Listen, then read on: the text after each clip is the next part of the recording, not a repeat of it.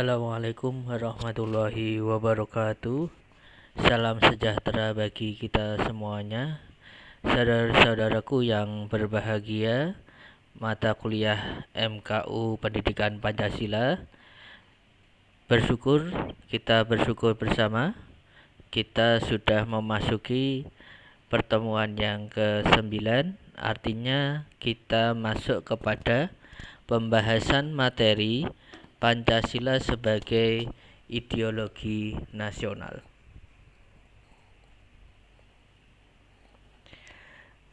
Saudaraku yang berbahagia, adapun paparan materi di dalam bab Pancasila sebagai ideologi nasional, yang pertama terkait dengan definisi, karakter, fungsi, perbandingan ideologi, dan Pancasila sebagai ideologi terbuka.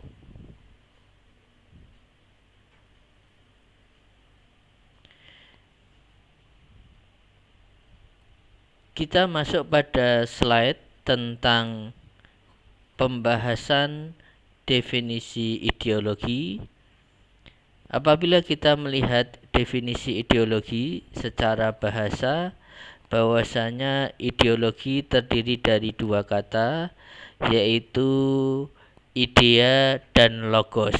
Kemudian dijadikan satu menjadi ideologi.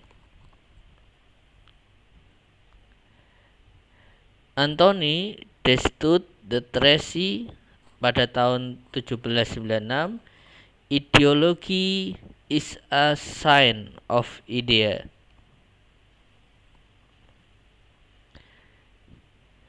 Definisi ideologi, apabila kita melihat pada pokok-pokok pikiran tentang ideologi, maka ada beberapa penjelasan. Yang pertama adalah pokok pikiran tentang ideologi. Ideologi merupakan sistem pemikiran yang erat kaitannya dengan perilaku manusia. Yang kedua, ideologi merupakan serangkaian pemikiran yang berkaitan dengan tertib sosial dan politik yang ada dan berupaya untuk mengubah atau mempertahankan tertib sosial dan politik yang bersangkutan. Yang ketiga, ideologi menyertakan strategi guna merealisasikannya. Yang keempat, ideologi merupakan serangkaian pemikiran yang dapat mempersatukan manusia, kelompok, atau masyarakat pada umumnya.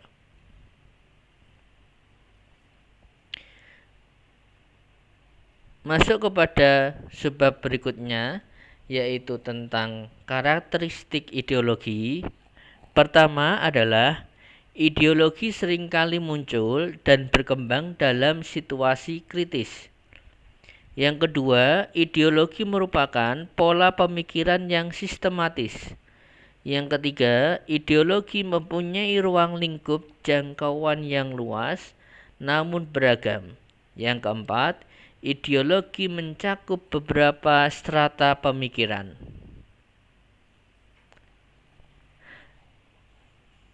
Saudaraku yang berbahagia, kita masuk kepada slide berikutnya, yaitu terkait dengan fungsi ideologi. Yang pertama adalah melengkapi struktur kognitif manusia. Yang kedua, fungsi ideologi adalah sebagai panduan. Yang ketiga, lensa, cermin, dan jendela. Yang keempat, kekuatan pengendali konflik atau fungsi integratif. Sehingga saudaraku yang berbahagia, fungsi ideologi ini artinya adalah tidak bisa lepas di dalam kehidupan kita, baik secara individu maupun secara sosial, karena keberadaannya sungguh sangat penting bagi kehidupan kita. Kemudian kita masuk kepada perbandingan ideologi. kita bisa melihat simbol patung yang ada di layar slide. Kita bisa menjawab secara cepat bahwasannya itu adalah patung Liberty yang ada di negara Amerika Serikat. Dan kita tahu bahwasannya negara Amerika Serikat adalah memiliki ideologi tersendiri. Dan kita bisa memahami bahwasannya perbandingan ideologi sungguh sangat beragam, yaitu ada fasis,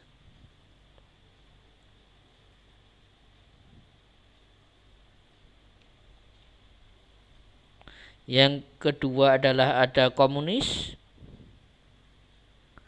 dan yang ketiga adalah ideologi Pancasila.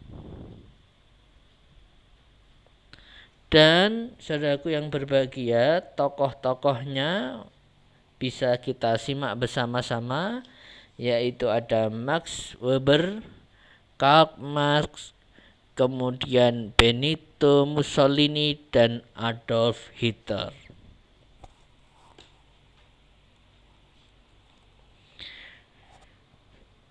Perbandingan ideologi yang antara liberalisme, ini bisa kita lihat tabel diagram lingkarannya.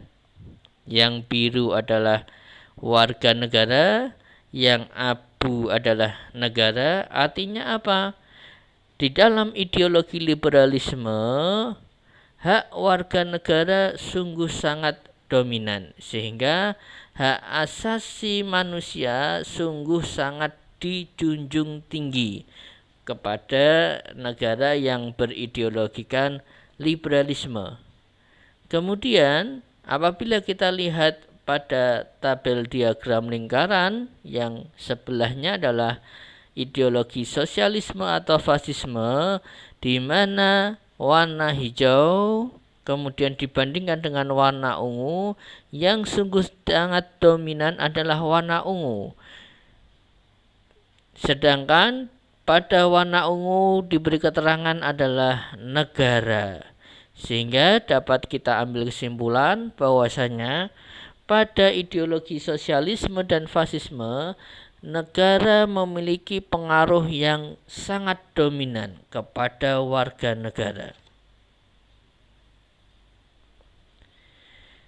Kita bisa melihat secara rinci apa ciri-ciri dari ideologi liberalisme. Yang pertama adalah bahwasanya ideologi liberalisme pertama kali dikembangkan oleh The Founding of America. Ideologi ini dikembangkan sebagai respons atas despotisme dan bertujuan memberikan kebebasan kepada rakyat secara penuh. Yang ketiga, tujuan negara semata-mata hanya untuk mempertahankan negara. Yang keempat, prinsip dasar sifat negara, ciri-cirinya adalah pengakuan terhadap hak asasi manusia, supremasi hukum, pemerintahan demokratis, penolakan terhadap totaliter. Kemudian, ciri-ciri dari ideologi liberalisme adalah persaingan ekonomi atau mekanisme pasar. Kita masuk pada slide berikutnya, saudaraku yang berbahagia, yaitu ciri-ciri pada ideologi komunisme, di mana Karl Marx atau sering kita lihat dengan teori Das Kapital, atau bisa kita lihat sebelahnya kembali, yaitu tentang materialisme historis, materialisme dialektika, dan sosialisme. Ideologi komunis memiliki ciri kritik atas liberal kapitalis yang kemudian hanya akan melahirkan kelas-kelas sosial seperti bourgeois dengan proletar. Masyarakat tradisional, kapitalisme, sosialisme, ide ini diadopsi oleh Lenin di Rusia, Uni Soviet. Ide ini juga diadopsi oleh Mao Zedong di Cina. Kemudian ideologi fasisme bisa kita lihat dalam sudut pandang bahasa, yaitu fascio, simbol kekuasaan pada zaman Romawi kuno. Muncul di Italia setelah Perang Dunia Pertama. Mussolini dan Hitler, Fichte dan Hegel bahwa pengorbanan yang diberikan individu kepada negaranya merupakan ikatan substansial antara negara dengan seluruh anggotanya, sehingga pengorbanan rakyat merupakan manifestasi dari tugas individu kepada bangsa dan negaranya. Negara berdiri di atas semua individu dan mempunyai nilai yang lebih tinggi dibanding individu. Negara adalah segala-galanya. Pancasila sebagai ideologi terbuka dapat kita simak bersama-sama bahwasanya Pancasila sebagai ideologi terbuka ini memenuhi 3 dimensi Pancasila, yaitu dimensi realitas, idealitas, dan fleksibilitas.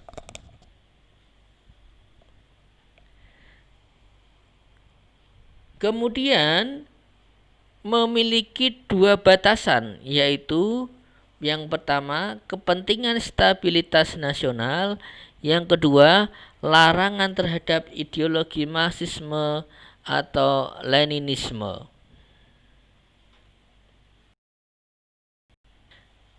Sehingga saudaraku yang berbahagia, dari penjelasan bahwasanya Pancasila sebagai ideologi terbuka menandakan bahwasanya Pancasila adalah ideologi yang sungguh pas dan sungguh layak dan sudah diterapkan di negara kita, di negara Indonesia, sehingga Pancasila merupakan ideologi yang merupakan kesepakatan bagi bangsa dan negara Indonesia untuk dapat mencapai tujuan bangsa dan negara Indonesia.